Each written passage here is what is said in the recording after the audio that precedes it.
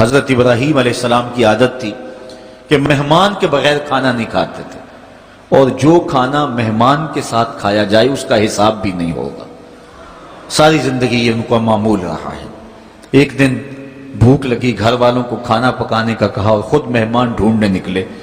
ایک شخص کو جو کہ بوڑھا تھا لے آئے، دسترخوان پہ بٹھایا، کھانا جب لگ گیا تو اس کو کہا اللہ کا نام لے کے شروع کرو۔ اس نے کہا میں تو اللہ کو نہیں مانتا۔ آپ نے فرمایا کہ میں تیرے سے کوئی ربط، رشتہ اور تعلق نہیں رکھتا، اللہ ہی کے نام پہ تجھے کھلا رہا ہوں، تو میرے رب کا نام تجھے کم از کم لینا چاہیے۔ اس نے کہا میں تو بتوں کا پجاری ہوں اور روٹی کے چند ٹکڑوں کے لیے اپنے بتوں سے بے وفائی نہیں کر سکتا۔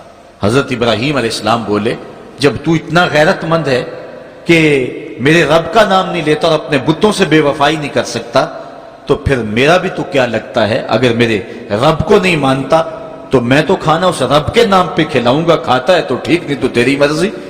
وہ حضرت ابراہیم علیہ السلام کے دسترخوان سے اٹھ کے چلتا بنا، وہ گیا تو جبریل امین حاضر ہو گئے، سلام دیا، سندیسہ سنایا۔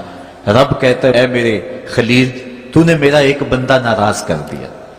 یا اللہ، وہ تیرا بندہ تھا، وہ تو تیرا نام لینا گوارا نہیں کرتا تھا، اور تو فرما رہا ہے کہ وہ میرا بندہ تھا۔ ارشاد ہوا ابراہیم بتاؤ اس کی عمر کتنی ہوگی؟ یا اللہ 80 سال کے قریب ہوگی۔ کہا اتنا عرصہ ہو گیا نا میں اس کو رزق دے رہا ہوں، تم ایک دن نہیں کھلا سکے؟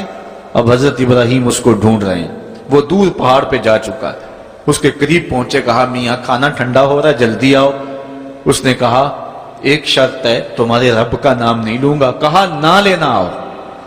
تو کہنے لگا لہجے میں اتنا گداز، اتنی نرمی کیسے آ گئی؟ تم تو کہتے تھے رب کے نام کے علاوہ کھلاؤں گا نہیں۔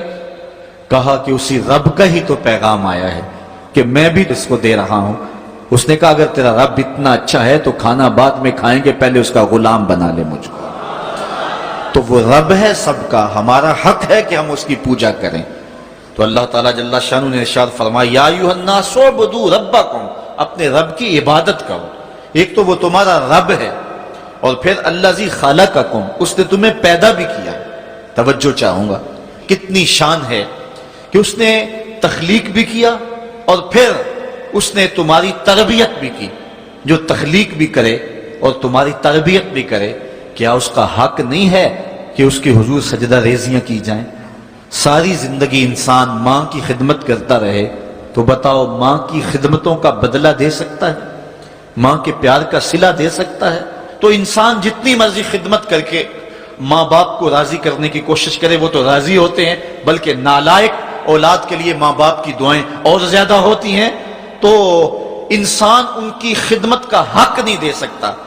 ماں باپ کے اتنے حق کیوں ہیں؟ اس لیے کہ ماں نے بیٹے کو جنم دیا، جس نے جنم دیا ہے اس کے اتنے حق ہیں، تو جس رب نے خلق کیا ہے اس کے کتنے حق ہوں گے؟ جس نے تخلیق کیا ہے، دستے قدرت سے بنایا ہے، تو پھر اس کے کتنے حق ہوں گے؟ تو مجھے بتائیے اس شخص سے بڑا بدبخت کوئی ہو سکتا ہے جو اللہ کے حضور سجدہ ریزی نہیں کرتا؟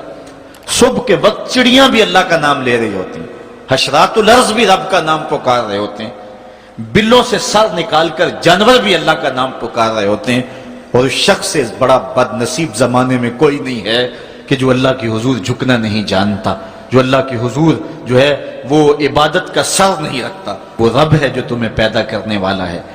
ماں کے رحم کے اندر کون نقش و ونگار دینے والا ہے؟ کس نے گوشت کے لوتھڑے کو بولنا سکھایا ہے؟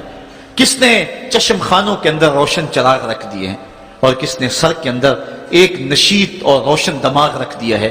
کس نے ہاتھوں کو پکڑنے کی قوت دی اور کانوں کو شنوائی کی طاقت دی؟ اور کس نے جو ہے وہ سونگھنے کی قوت اور قوت شامہ ناک کے نتنوں کے اندر رکھ دی؟ کون ہے جو ٹانگوں میں زور پیدا کرتا ہے؟ کون ہے جس نے چھاتی کو طاقت دی؟ کون ہے جس نے انسانیت کو احسن تقویم بنایا؟